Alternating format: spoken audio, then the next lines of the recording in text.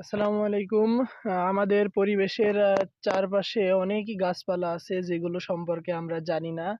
তো আজকে চলুন একটা চমকপ্রদ একটা গাছকে আপনাদের সাথে পরিচিত করাই। সকলেরই পরিচিত। এই যে এই গাছটাকে যে দেখতে পাচ্ছেন, এটা হচ্ছে মিছরি দানা গাছ। এর একটা ডগা আমি ছিঁড়ে নিই। এটা হচ্ছে মিছরি দানা গাছ। এটা একটা ঔষধি গাছ বলা যায়।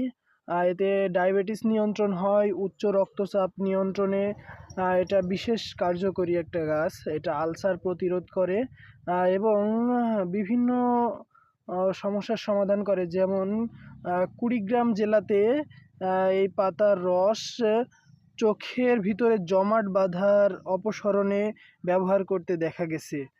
আসলে বিভিন্ন অঞ্চলে এটাকে বিভিন্নভাবে যারা জানে তারা সেভাবে ব্যবহার করে। এটা খাওয়া যায়। এটা মিষ্টি স্বাদযুক্ত একটা গাছ। এতে চিনির থেকে অনেক বেশি মিষ্টি স্বাদ রয়েছে। তবে এটা ডায়াবেটিস বাড়ায় না, বরঞ্চ ডায়াবেটিস কমিয়ে থাকে। এই মিশ্রিদানা গাছ ডায়াবেটিস নিয়ন্ত্রণে সহায়তা করে। শরীরে উচ্চ রক্তচাপ থাকলে সেটা কমায়। এই গাছ শারীরিক দুর্বলতা রোধ করে। নরসিংদী জেলায় এটা আলসারের কার্যকরী উপাদান বা আলসার রোগের ক্ষেত্রে যে নিরাময়ের সমাধান হিসাবে এটা ব্যবহার করা হয়। এটা ক্ষুধা-মন্দা, পেটের পীড়া সংক্রান্ত অন্যান্য সমস্যারও সমাধান করে থাকে।